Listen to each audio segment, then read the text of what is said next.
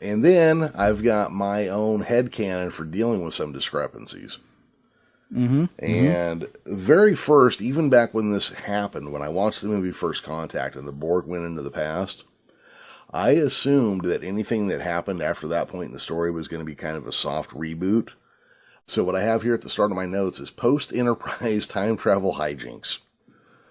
Because what happened in the show Enterprise wasn't exactly what had happened before the Borg went into the past. So there was a story there, and that led up to the Star Trek universe, and then the Borg went in the past, and then now this happens that leads up to the Star Trek universe. So there's going to, by nature, be small changes, especially when they created the stupid idea of the temporal Cold War.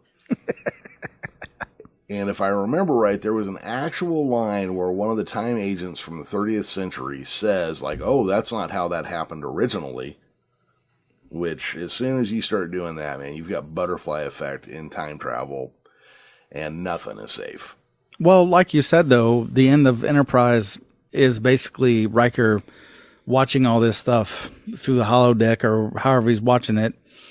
So he may have got, like, the real record, but if the Borg went back before that and changed a bunch of stuff, that wouldn't affect what Riker was watching. Oh, yeah, because it would happen in an earlier... God, I hate time travel so much. So very, very much. That's why I'm not a fan of when this happens. Yeah. That's why I was not a fan of the MCU going through the multiverse and stuff. I was like, dude, you saw how it affected the comic books. It is not a cool thing to have to keep up with all this. Your writers can't keep up with all of it. We can't keep up with all of it. Like, just don't do it. I end up screaming at the screen. I'm just like, didn't you watch Terminator? Haven't you seen what happens? I mean, luckily the MCU has thus far it's not been a problem, but in the comic books, it's super, super bad. It's all sorts of janky over there. Oh, yeah. So, I just, in my head, I leave a little bit of room for time travel hijinks to have altered what we know as a Star Trek universe. Yeah. Also, they've always made an effort to say, like, the records of the 21st century are really spotty. So the fact that they're kind of iffy about when Khan was now, well, they've kind of built that in. Yeah. I don't necessarily have a problem with that. No, I'm pretty good with it. I mean, overall, I'm pretty good with this show. You know, I mean, I think it feels like an actual Star Trek TV series. Set in modern, done in modern times, so we get the nice visuals. Yeah. But, really, and I said this at the end of the season of Strange New Worlds, I wish they would start doing more of the same, like, music stuff in the background, because I thought that last episode, man, like, with the TOS reminiscent music, and then even some of the shots were very similar as far as the lighting. I really think they should do more of that. Oh, I would love it if they would. They don't even have to do it every episode. Just pull it out on special occasions. Yeah. And to be fair, that last episode was a special occasion. Oh, absolutely, yeah. But you're right. I wish they would do it a little bit more. Yeah, they don't have to be heavy-handed with it, but do a little bit more often than they have been, for sure. When they pull out that fight theme for Amok Spock, that was great. And then, like you were saying there, in Quality of Mercy, just all the little nods to Balance of Terror. From cue music to the shots to that, just with your eyeball lighting where everything is dark except that band right across the eyes. That whole episode was super good. Yeah, it really was. This one doesn't quite hold it up real well, but I did want to just kind of randomly go grab something off of the Facebook group that we both belong to, which I believe is just called Strange New Worlds. Yep. I need to make sure my name is representative of what my name is on here when I talk in there. Yeah, your actual birth name. Yes. Yeah. Chris Noonian Singh, that one. Exactly, yeah. So I grabbed this little thing from Lee here because I thought it was demonstrative of somebody not quite knowing where things went or how things fit together, but also just being a fan of the series. So Lee here says, probably going to be an unpopular theory, but given that the Enterprise is larger than the TOS one, which I don't know is the case. I have not seen what the dimensions are, but I do know the crew number is right. Yeah, so Pike's crew is 200-ish, maybe a little bit more. Kirk's crew is 400-ish. And if you go through a large enough overhaul, you could make those spaces smaller to fit more people in. Already, like, the actual dimensions have not changed between TOS and Strange New Worlds. The crew has changed, which would necessitate smaller spaces in TOS. No kitchens in your private quarters kind of thing. Nope. But yeah, so I don't know that there was an actual size change, but we'll keep an eye out. There could be. I mean, who knows? We've seen at least one ship that is, quote unquote, made with Constitution parts, but is made out not to be a Constitution class. We actually covered that a little bit, so. We covered that a lot. Yeah. Like, that was like at least a 10-minute conversation, at least.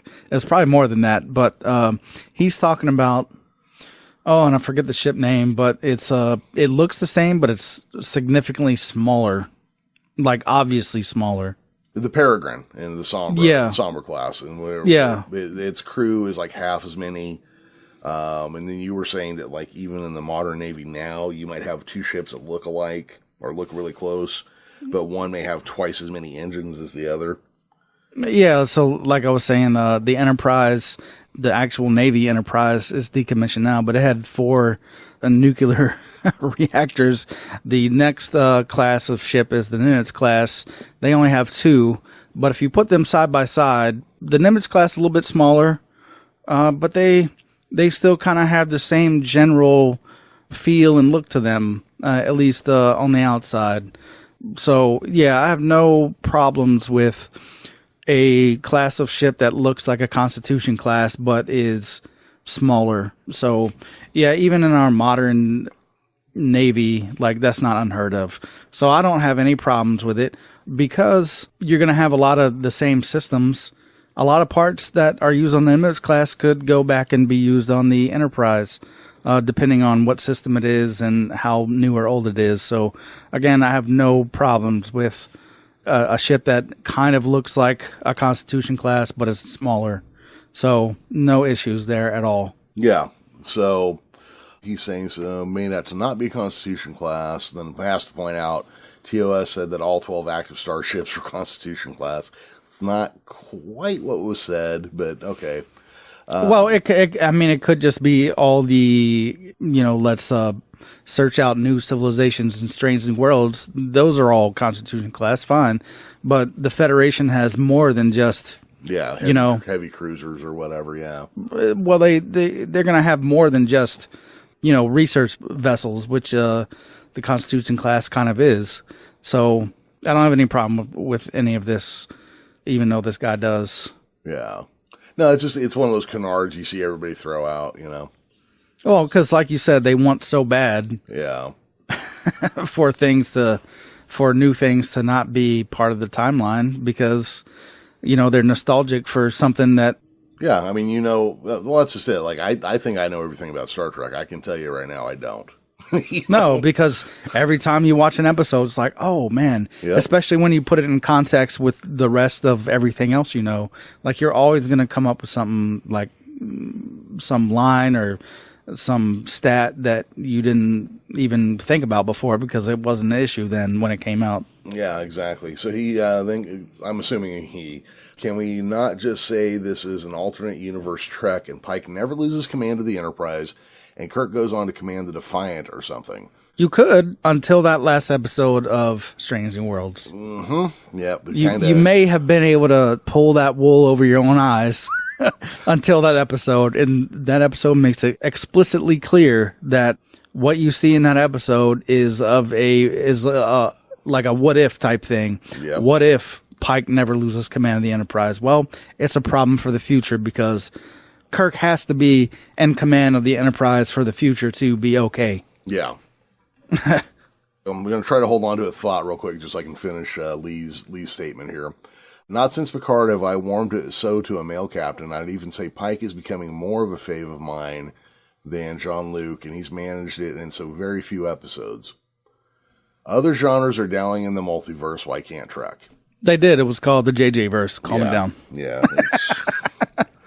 It's true they have, and I'm sure they will, and they will continue to, because they did a little bit here with, Quality of Mercy. They have done the Mirror episodes. Alternate universes are definitely a thing within Trek. Oh yeah, I cannot wait until Strange New Worlds does a Mirror episode. I think that's going to be really, really good. Yeah, I don't know. They have to. No, you have to do a Mirror episode. They never did on Next Gen. Well, I can't speak for that, but they have to. Yeah. Like, don't not do it, please. I've got a whole bunch of fan art where I did Next Gen Mirror episode stuff about 15 years ago, but that's just between us. So yeah, why can't they? Well, they have, and they'll continue to. And if Chris has his way, we'll even get the Mirror Strange New Worlds episode.